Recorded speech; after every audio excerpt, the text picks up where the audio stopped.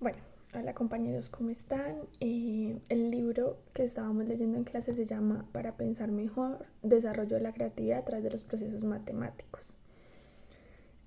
Nada más el título ya suena contradictorio porque, bueno, contradictorio no, pero suena extraño para nosotros como docentes porque estamos acostumbrados a escuchar que no hay creatividad en las matemáticas. Es una creencia muy fuerte que está entre los estudiantes y se piensa que el matemático debe ser rígido, debe seguir siempre un procedimiento, debe seguir siempre una forma de hacer las cosas que no se puede mover, que no se puede cambiar, que siempre tiene que ser de la misma manera.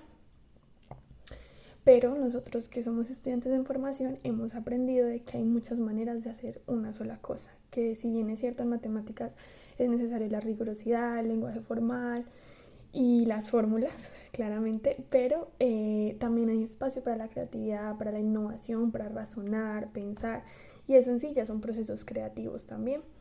Entonces, me gusta mucho el título del libro, Para pensar mejor, porque nos lleva como ya de una con el título a entender que es importante pensar. O sea, suena muy normal, suena muy trivial y común pensar, pero no lo es, porque no todas las personas hacemos procesos de pensamiento conscientes.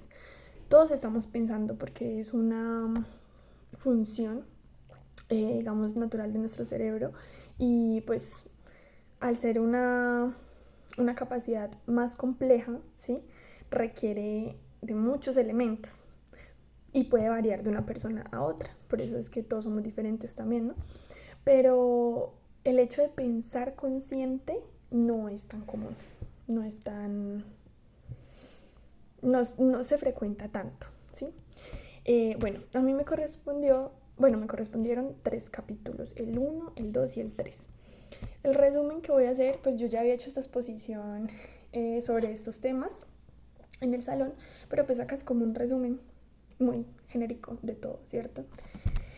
El capítulo 1, el título del capítulo 1 es la actitud adecuada. Realmente quiero que se queden con algo muy importante de este capítulo y es que no importa, en serio, suena muy, eh, ¿cómo es la palabra? Suena muy cliché lo que voy a decir, pero es de verdad. No importa qué estemos cruzando nosotros, qué problema, qué dificultad, qué obstáculo, si es a nivel académico, si es a nivel personal, si es a nivel sentimental, pero la actitud hace una gran diferencia. Si yo tengo una actitud negativa, si tengo una actitud pesimista, si tengo una actitud eh, que no me permite ver más allá de lo que yo estoy viviendo o tratar de comprender eh, qué estoy haciendo, ¿sí? Y cómo lo estoy haciendo y cómo lo estoy proyectando a los demás y cómo lo estoy proyectando para mí misma, pues realmente no voy a poder lograr muchas cosas porque esa actitud va a ser un obstáculo, mi actitud va a ser mi propio obstáculo. Y por ejemplo, en mi caso, yo soy una persona muy realista tirando a pesimista. Mi mente todo el tiempo es como diciéndome las cosas de manera muy cruel, por decirlo así. Pero yo intento con las cosas que voy aprendiendo de ir educando a mi mente, a mi cerebro, como, hey, no hay que ser cruel, no hay que pensar en las cosas negativas siempre, hay que tratar de ver las cosas desde otra perspectiva. Uso mucho el truco de hablarme a mí misma como si fuera un tercero, porque yo a una persona que venga y me cuente un problema, una dificultad que está pasando, yo no voy a ser capaz de decirle algo feo o desanimarla más. Pero yo a mí misma sí me lo digo mucho. Entonces, pues trato de tratarme como un tercero, precisamente por eso, porque necesito tratar de cultivar una actitud positiva, que es algo de lo que el libro habla muchísimo. Y una actitud positiva, yo por ahí escuché una vez una reflexión que decía que el positivismo es como ir en un bus equivocado, ir en un bus que va hacia una dirección equivocada, hacia una dirección donde yo no quiero ir, pero ir positiva, diciendo, sí voy a llegar, sí voy a llegar, sí voy a llegar, pero nunca voy a llegar porque me monté en el bus que no es. Entonces no hay que confundir la actitud positiva con el positivismo extremo, o sea, el positivismo extremo ya es otra cosa muy diferente, pero una actitud positiva es decir, bueno, realmente hay cosas que no tengo en mi control, hay cosas que no puedo cambiar, hay cosas que no puedo aprender de la noche a la mañana. Nosotros que estamos en formación y que tenemos muchas materias numéricas y que a veces nos estresa porque hay muchos conceptos que de pronto no los entendemos a la primera o no somos capaces de hacerlo. Entonces como que no, a veces como que todo eso nos estresa y no sentimos que seamos capaces de hacer algo, que servimos para la carrera o cosas así, o que nunca nos vamos a graduar. Pero hay que mantener una actitud positiva, decirnos a nosotros mismos que en un semestre realmente es imposible aprender los contenidos de una sola materia. Ahora para aprender los contenidos de 6, de 7, de 8 materias, o sea, no porque nos han impuesto en ese sistema en el que estamos desde el colegio, de que muchas materias es sinónimo de mucho conocimiento, que muchos temas he visto en una materia es sinónimo de mucho conocimiento y no es así, no es cierto. Entre más temas veamos no quiere decir que más vamos a aprender, lo que quiere decir es que más nos vamos a saturar, porque el aprendizaje realmente se da de formas como tan únicas, tan increíbles, y que igual se estudia mucho el tema de cómo aprendemos. Entonces es imposible y no podemos pretender que todas esas cosas nos queden en nuestra mente y realmente las aprendamos de forma determinante, que ya las sepamos de ahí en adelante. Aparte, un semestre dura 4 meses, son 4 meses de mucho estrés, son 4 meses de parciales, de trabajos. Uno está hay que ser sinceros, si es que uno más que interesado en aprender, uno está interesado en aprobar para obtener el título, y ya el aprendizaje uno lo pone en el segundo plano, en el tercero. No hablo por mí, hablo porque es la generalidad de nosotros los estudiantes, sin querer decir que no queramos aprender, porque pues realmente eso es lo que uno lo motiva a entrar a una carrera, a aprender más. Pero tristemente, con lo rápido que avanza el sistema, no es el aprendizaje lo que priorizamos, y no es porque no lo queramos, sino que simplemente a veces no da, porque aparte de la vida universitaria tenemos la vida personal, la vida sentimental, la vida familiar y un montón de áreas más que tampoco podemos descuidar. Nuestra salud mental, física, que tendemos a descuidarla muchísimo por tratar de sacar adelante el semestre. Entonces son cosas que uno se pone a pensar y dice, ¿de verdad vale la pena? O sea, el título sí, educarse sí, pero dejar tantas cosas en la arena solamente por aprobar, no lo sé. Pero eso es el punto del libro, ¿no? Pensar mejor, reflexionar sobre qué estamos haciendo, cómo lo estamos haciendo. Y bueno, en esta parte de la actitud, tratar de controlar mucho el miedo, la ansiedad que nos llevan a actitudes totalmente indeseables, que incluso a veces, por ejemplo, a mí me pasa mucho, yo tengo actitudes que yo digo, yo no debería estar teniendo esa actitud porque yo me estoy formando para ser docente, pero a veces es inevitable con tantos problemas, con tantas cosas. Hay semestres que yo he vivido que han sido muy chéveres, hay semestres que he aprendido, hay semestres que me la he gozado a pesar de tantas ocupaciones, hay semestres que he dado todo y he quedado feliz, pero hay semestres como este, por ejemplo, que lo único que quiero es que se acaben ya, donde he perdido de cierta forma la noción del tiempo. Yo no sé, era abril, qué día de abril, mayo, qué día de mayo. Yo lo único que tengo en mi casa son las fechas de los parciales, las fechas de los trabajos. Este día hay que entregar esto y que este día hay que entregar lo otro. Yo realmente no estoy viviendo el presente, sino que estoy en función de lo que hay que hacer en el futuro. Y tras de todo eso hay un montón de problemas a nivel a otros niveles, en otras áreas, que yo sé que yo no soy la única que tengo problemas. Yo sé que muchos, por no decir que todos mis compañeros o todos ustedes, han estado experimentando muchos problemas, porque eso es normal, eso es la vida en sí, hace parte de nosotros tener problemas, tener dificultades, tener estrés, pero nosotros no podemos permitir que el miedo y la ansiedad nos lleven a una actitud donde acaben con nuestra esencia, donde nos vayan apagando poco a poco, donde no tengamos ganas ni de vivir ni de levantarnos, sino que estamos viviendo en modo automático porque necesitamos aprobar, y sabemos que si abandonamos el semestre o cancelamos las materias, va a ser peor el siguiente semestre. Entonces la damos toda para sacar como sea, y a veces cancelamos materias porque sabemos que de pronto no vamos a poder con todas las materias que registramos, pero sin embargo lo dejamos todo y el siguiente semestre lo intentamos. Si perdemos materias, el siguiente semestre lo volvemos a intentar. Entonces ya por seguirlo intentando y por seguir aquí, somos muy valientes y estamos teniendo una actitud positiva, pero hay que frecuentarla diariamente y no engañarnos tampoco, no decirnos mentiras, pero sí darle a nuestro cerebro un descanso con una buena actitud. teniendo la actitud de enfrentar el presente, y al final del día yo llegué a la conclusión de que a veces uno se pregunta mucho cuál es el propósito de vida. Bueno, digo en lo personal, ¿cierto? Espero que todos ustedes también se lo hayan preguntado alguna vez, pero esa pregunta es muy común. ¿Cuál es el propósito de mi vida? ¿Yo para qué estoy aquí? ¿Qué estoy haciendo con mi vida? Y al final yo llegué a una conclusión, y es que el propósito de mi vida es lo que yo haga hoy, porque yo no sé si yo mañana vaya a estar acá o más tarde. Nuestra vida es frágil, y este video lo estoy grabando un 26 de mayo a la 1 de la mañana, cosa que no debería estar haciendo porque debería estar durmiendo. Pero de ayer, el sábado, ocurrió uno de los accidentes más trágicos que ha habido acá en el Quindío, y me dan ganas de llorar solo de pensarlo, porque, por ejemplo, yo todo el fin de semana me la pasé llorando por eso. Yo no conocía a ninguna de las personas que murió en el accidente, pero es muy triste saber que eran personas tan jóvenes, que eran personas que se estaban preparando académicamente, unas que ya estaban laborando, como el caso de los docentes o el administrativo que falleció. Y es muy duro saber que esos procesos se truncan de la nada. Y eso es una tragedia terrible, pero a nosotros, los que estamos vivos y los que quedamos aquí, nos ayuda a reflexionar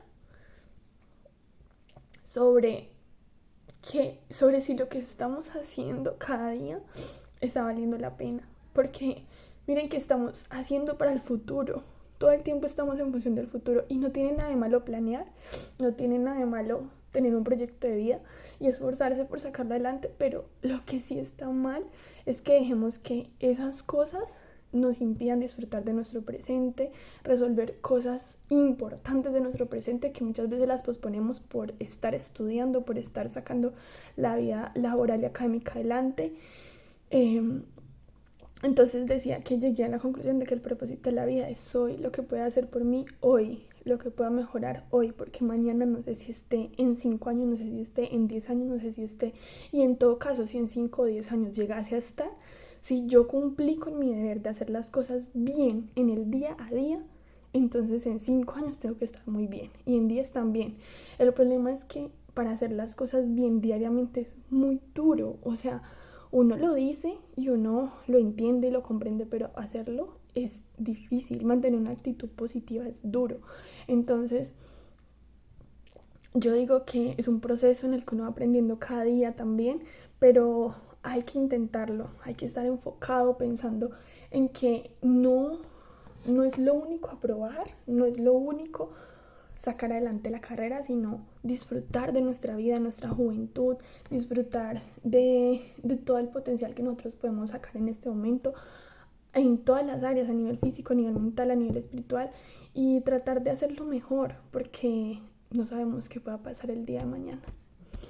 Bueno, eso es como un resumen del capítulo 1. El capítulo 2 habla de los bloqueos mentales, y me gusta porque en la exposición que hice en clase hablé mucho de que son reacciones automáticas, o sea, nosotros no decidimos en qué momento nos bloqueamos. No es como que yo un día me levante y diga, wow, hoy me voy a bloquear porque hoy no quiero hacer nada. No, eso no es así. Nosotros nos bloqueamos de manera automática. ¿Y de dónde vienen esos bloqueos? De nuestras emociones. Por eso es que yo les decía que muchas veces, porque nos bloqueamos en un parcial, sabiendo que estudiamos, sabiendo que en parte hay materias que nos gustan, pero parece que cuando uno fuera a presentar un parcial, simplemente viene un bloqueo mental automático, ¿cierto? Bueno, claro que eso es una redundancia, porque el bloqueo mental ya es sinónimo de que es algo automático. Pero me refiero de que nosotros en nuestro sano juicio no nos levantamos y decimos, uy, qué rico presentar un parcial, independientemente de qué materia sea. Que hay unas materias donde uno es más pasable presentar parciales que otras, pero independientemente de eso es muy común tener bloqueos mentales en parciales. ¿Y por qué? Porque nuestras emociones son las que nos bloquean, y porque además nuestras formas de reaccionar anteriores son las que le dan el proceso automático a nuestro cerebro, el proceso a seguir, para que lo haga cada vez y cada vez y cada vez. Por eso es que nos bloqueamos en primer semestre, segundo semestre, tercer semestre, cuarto semestre, y así hasta que llegamos a 10º y seguimos igual de bloqueados. Y no he pasado por la experiencia, pero seguramente haciendo una maestría o un doctorado, muy probablemente también nos bloqueemos con parciales. Entonces, Yo porque lo pongo en el contexto de nosotros, porque es que es lo que vivimos el día a día y es nuestra realidad en este momento. Quizá más adelante, cuando ya esté trabajando como docente, pues lo pueda reflexionar más desde ese rol. Pero en este momento, como estudiante de formación. Entonces, mire que el libro nos habla que, acá estoy viendo que nos habla de que reconocerlos es el primer paso para superarlos. Reconocer y ser conscientes de que es muy normal los bloqueos mentales, que somos nosotros mismos los que estamos labrando nuestro cerebro para enseñarle los procesos de cómo debe reaccionar y de que también nosotros podemos cambiar esos procesos. Está en nuestra conciencia, en nuestras decisiones hacerlo. Lo que pasa es que es un trabajo duro y no es tan sencillo ni garantizado que funcione rápido. Y pues como normalmente como universitarios necesitamos todo rápido, pero hay que saber tomarlo con calma. También dice que se alojan en diferentes partes de nuestra personalidad. ¿Quiénes? Los bloqueos mentales. ¿En dónde? En nuestra personalidad. O sea que muchas cosas de nuestra personalidad se podrían explicar de acuerdo a experiencias que hemos vivido, emociones que hemos sentido con esas experiencias y cómo eso nos lleva a nosotros a actuar en el presente.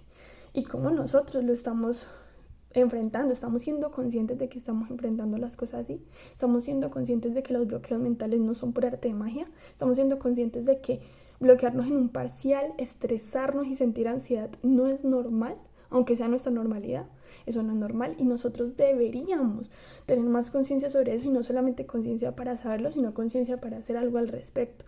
Lo que es más difícil, ¿no? Porque la acción es más difícil que la teoría, siempre. Lo que aquí...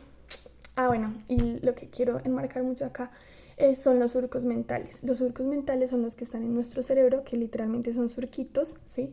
Y ahí es donde se van almacenando todos los procesos automáticos que nosotros le damos a nuestro cerebro. Por ejemplo, cuando nosotros toleramos que una persona nos irrespete, ahí se está formando un proceso automático en un surco mental de nuestro cerebro.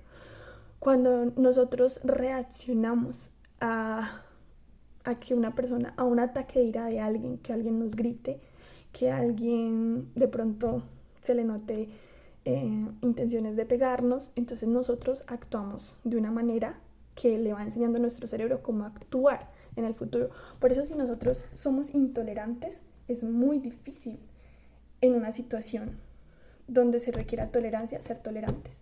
Si nosotros nos airamos constantemente, es muy difícil reaccionar con calma en una situación donde nos enojemos. Por eso es que nosotros debemos ser conscientes de nuestras reacciones y empezar poco a poco, porque es un proceso, a irlo modificando. Si yo antes, ante una situación, me estresaba, lloraba, entraba en ansiedad, me daba ataques de ansiedad, ataques de pánico, cosas que también son automáticas, pero que vienen de ahí mismo, de nuestras emociones, de nuestros pensamientos. Entonces yo poco a poco, siendo consciente de eso, voy a decir, ok, cuando me pase la situación, lo primero que yo debo hacer es pensar y tratar de ser consciente en lo que me está sucediendo. Darme cuenta, me estoy enojando, estoy muy estresada. Y cada uno buscar la manera de cómo se calman. Muchas veces yo por ejemplo me calmo pensando que ese no es el tipo de persona que yo quiero ser. Entonces yo respiro y me voy calmando, aunque yo por dentro siento el fuego, pero yo me digo a mí misma, vamos a pensar. Y ahí eso me ayuda mucho.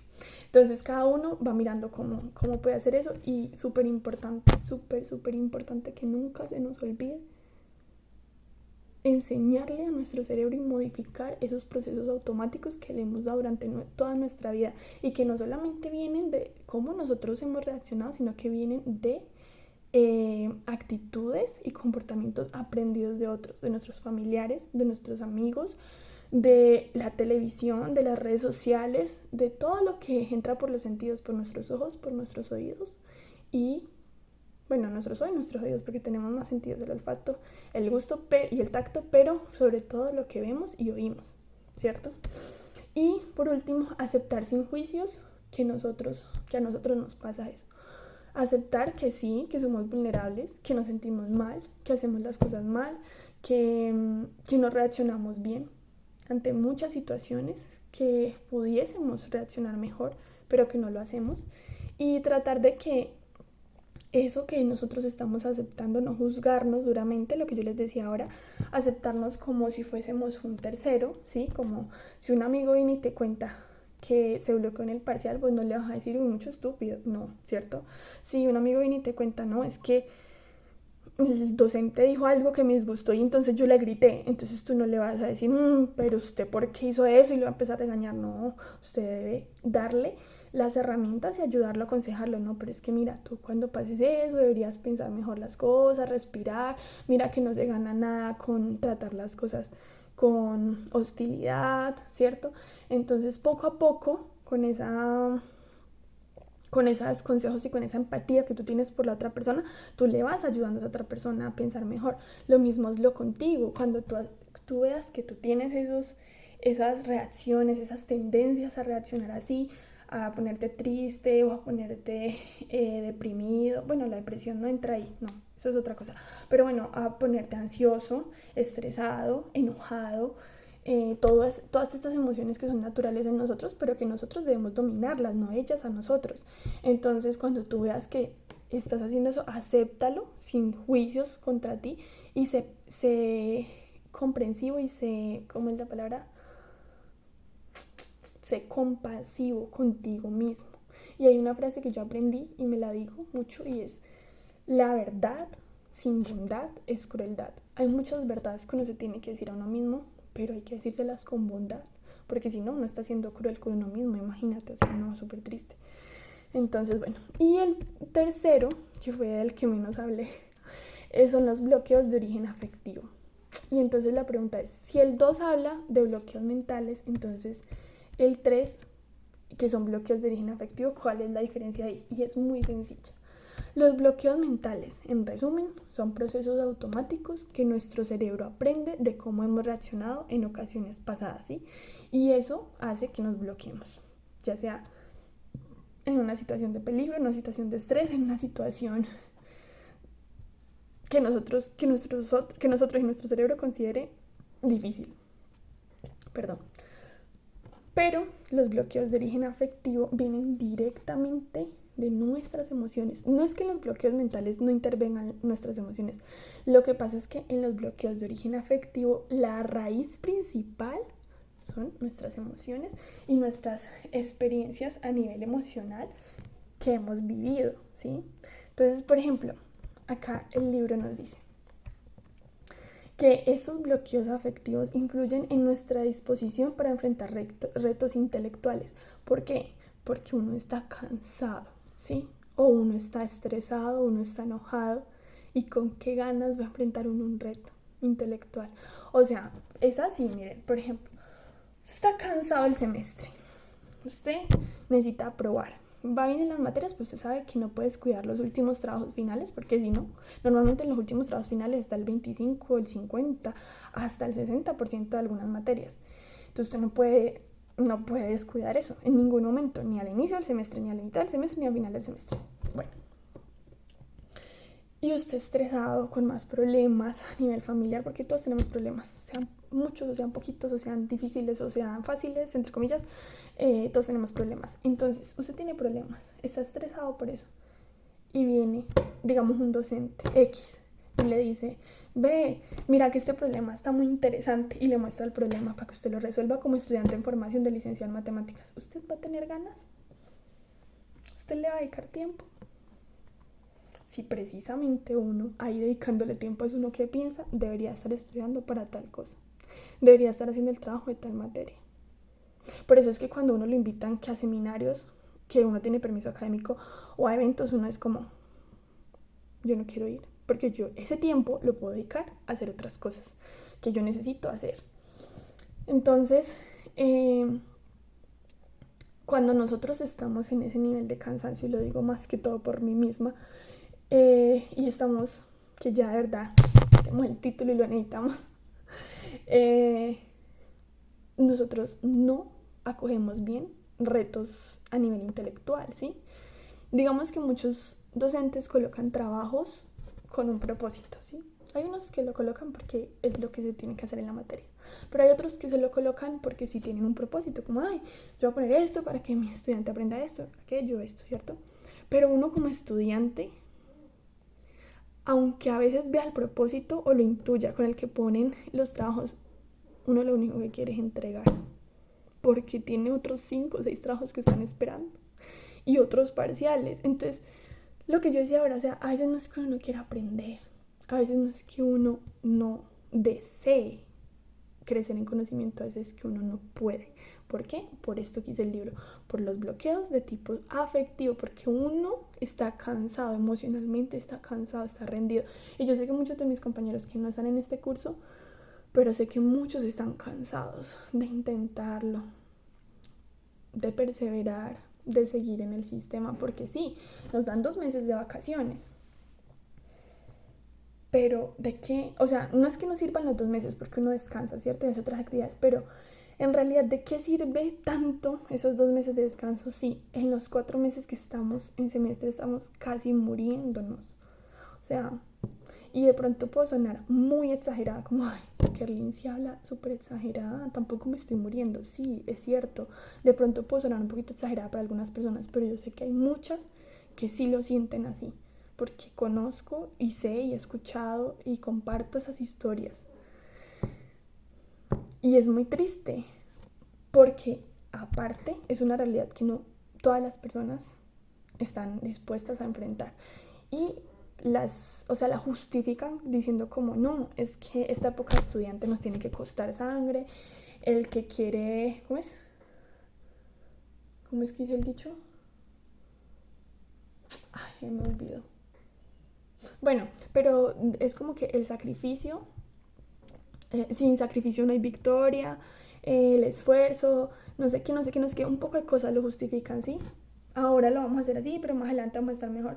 Pero déjenme decirles que no, que más adelante no vamos a estar mejor, porque estamos gastando salud emocional y salud física, y más adelante no la vamos a poder recuperar tan fácilmente, y ojalá que sí, lo digo por mí también, pero no va a ser tan sencillo. Y aunque más adelante estemos mejor económicamente, hay muchas cosas como el tiempo, que ya con eso ya es algo increíble, ya es suficiente con el tiempo, que no se va a poder recuperar. Y hay muchas otras cosas más también. Entonces no podemos justificar lo mal que nos ponen muchos procesos académicos involucrados con el semestre con excusas de que es lo que se tiene que hacer. No, no es lo que se tiene que hacer. Hay otros caminos. Lo que pasa es que esos otros caminos son muy desafiantes a nivel mental, emocional y físico porque requieren de mucha conciencia, muchos procesos personales, de mucha introspección, retrospección, reflexión, que no todos están dispuestos a hacer y que es muy difícil poner en práctica porque ese es el camino, se creería que ese es el camino fácil, pero en realidad ese es el camino difícil. El camino fácil es vivir en piloto automático y sacar las cosas como sea. Entonces, es bueno reflexionar sobre todo esto y entender que esos bloqueos de origen afectivo nos afectan a nivel intelectual y académico, pero prácticamente en todo, en todo. Y si nosotros le pusiéramos más atención a eso, podríamos de pronto tener muchos mejores resultados en la carrera. De pronto no, podríamos tener muchos mejores resultados en la carrera. Bueno, en nuestra vida en general. Mire, acá el libro lo dice, resolver problemas puede parecer un examen constante, o sea, uno está en modo semestre todo el tiempo en la vida. El juego al principio hostil se transforma en un valioso entrenamiento intelectual. Ahí va lo otro. Si nosotros tenemos la capacidad de aprender todas estas cosas, de ponerlas en práctica, de luchar contra nosotros mismos, porque al final es una guerra de uno con uno mismo, porque no hay nadie más ahí, hay un crecimiento intelectual y esos resultados son los que le dan a uno fuerzas para seguir. No voy a hablar más porque el video ya está llegando a media hora. Ay, señor, yo no creo que alguien escuche esto completo, pero bueno. El resumen de esto, que quiero que si alguien llega hasta el final del video, como dicen los youtubers, que lo mejor está al final del video es, para evitar esos bloqueos mentales de tipos afectivos y también los bloqueos mentales o los otros, y mantener una actitud adecuada, como dice el libro y es el resumen de los 3 capítulos, es reconocer que sí nos pasa. Tal vez no lo tenemos que reconocer obligatoriamente delante de los demás, delante de nuestra familia, delante de nuestros amigos o de nuestra pareja. No necesariamente, pero con que lo reconozcamos para nosotros mismos creo que es un buen paso. Ya cuando cada quien esté listo, pues lo puede ir contando a sus círculos y así sucesivamente. Pero reconocerlo para nosotros mismos, reconocer que somos vulnerables, reconocer que tenemos momentos difíciles, reconocer que no podemos con todo, reconocer que no vamos a aprender todo y sobre todo, y lo más importante que nos dicen en la universidad, es que me atrevería a decir, dentro de mi ignorancia, que el 80% de las cosas que se ven en la universidad no se usan en el campo laboral, sobre todo porque nuestro título solamente se puede usar es apto para grado 11 de bachillerato. Y nosotros hace mucho tiempo terminamos las materias que realmente sí íbamos a usar en nuestro campo laboral. Pero lo voy a dejar ahí porque igual el sistema está así, yo no lo voy a poder cambiar y ustedes tampoco. Pero bueno, o tal vez más adelante, quizás, no sé. El punto es, ¿qué estaba diciendo yo? Bueno, reconocer que nos pasa, ¿sí? Aceptarlo. Es una parte muy importante. Segundo, después de que lo aceptamos y lo reconozcamos, empezar a tomar acción. Ser más empáticos con nosotros mismos, más compasivos, tratar el miedo, la ansiedad y el estrés desde muchos, ¿cómo se dice? Desde muchos, ay, se me da la palabra, ya tengo un sueño, desde muchos, ay, se me fue, desde varios enfoques, desde distintos enfoques. Por ejemplo, ¿cómo podemos tratar el miedo, la ansiedad y el estrés? Haciendo ejercicio, cosa que por ejemplo a mí me cuesta un montón. Yo estoy estresada, yo lo último que quiero es hacer ejercicio, pero tengo que enseñarle a mi cerebro que así es como se debe tratar cuando estoy estresada. De pronto para algunos de ustedes dirá, no, yo estoy estresado y en cambio a mí me pasa que yo necesito irme a mover, necesito hacer ejercicio. Súper, súper. Hacer ejercicio, tomar vitaminas, por ejemplo el omega 3 es una vitamina que baja el cortisol, ¿sí? Ayuda a regular el cortisol, la producción de cortisol en el cuerpo, y el cortisol es la hormona del estrés.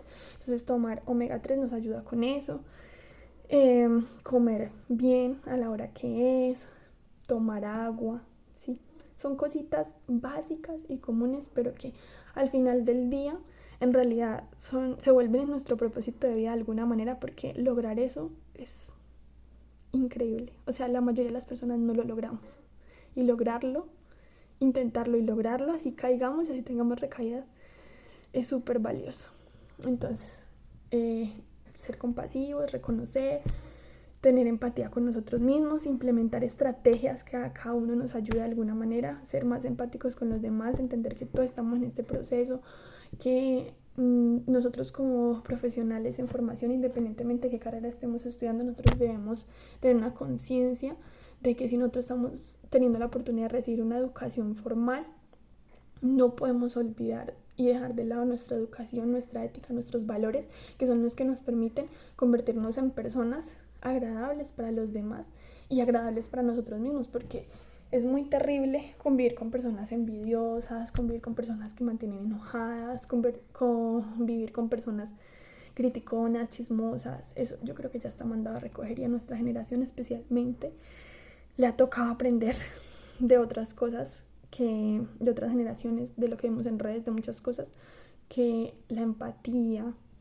el amor por los demás, la cordialidad, evitar estar en chismes, evitar pensar mal del otro, juzgarlo simplemente por lo que lo vemos o porque no encaja en lo que nosotros esperamos, ¿sí? Socialmente de los demás, sino tratarnos a todos con amor y empatía, independientemente de lo que pensemos, independientemente de lo que creamos, independientemente de lo que seamos, ¿sí? Como personas, así seamos malas personas, así seamos esas personas que yo acabo de decir, criticonas, chismosas, lo que sea, pero todos merecemos respeto y merecemos amor.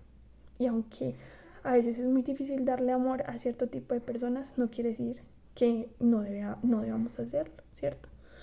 Pero nosotros procurar en lo que está en nuestro control, que somos nosotros mismos, porque al fin y al cabo las actitudes de otros no las podemos controlar nunca, pero nosotros mismos sí tenemos la oportunidad de educarnos, de educar nuestra mente, nuestras emociones, nuestras reacciones, y ser la persona que nosotros nos gustaría encontrar, ser ese amigo que quisiéramos tener, ser esa pareja que quisiéramos tener, ser ese hijo que algún día, si queremos ser padres, quisiéramos tener, ser ese padre para los que ya tengan hijos, bueno, ser ese familiar que quisiéramos conocer, que quisiéramos tener en nuestras vidas. Una persona amorosa, empática, tranquila, con deseos de mejorar. Porque uno se va, miren, la vida es tan efímera que uno se va y que deja lo que uno hizo por las demás personas. La huella que uno dejó, lo que uno sembró en los demás, ¿sí? El amor que uno dio. Porque este cuerpo físico se fue. Quedan las fotos, quedan cosas que de pronto dan testimonio de lo que algún día fuimos físicamente, pero lo que realmente queda es el amor que dimos a nuestros seres queridos, a los que están a nuestro alrededor. Entonces, al final esa es la conclusión, muchachos. Independientemente de si la carrera ha sido una buena experiencia, una experiencia más o menos, o una mala experiencia, como en mi caso que ha sido horrible, yo lo único que quiero es salir de la carrera ya porque no aguanto más. Pero independientemente de eso, entender que nosotros antes de estudiantes somos personas. Cuando estemos trabajando como docentes, antes de ser docentes somos personas.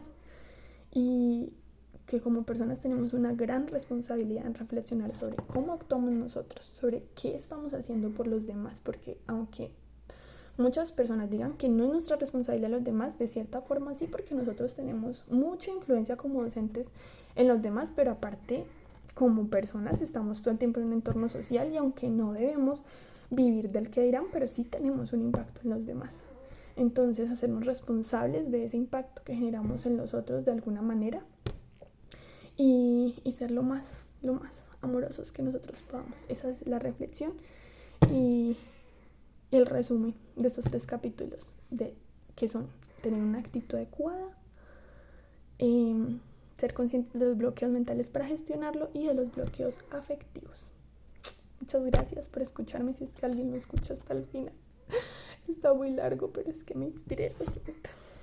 Y bueno, a la profe si lo escucha hasta el final, que espero que sí. Espero que todo esto también sea enriquecedor para su proceso como docente y para todos, que en este mundo estamos aprendiendo, en este proceso estamos todos aprendiendo a saber qué es lo que debemos hacer. Bueno, a tratar de saberlo y aplicarlo. Muchas gracias por todo y ya saben, tomen agüita, tomen el sol, hagan ejercicio, coman bien, tengan esperanza, tomen aire puro. Me faltan 2. Sean temperantes, tengan dominio propio y duerman bien.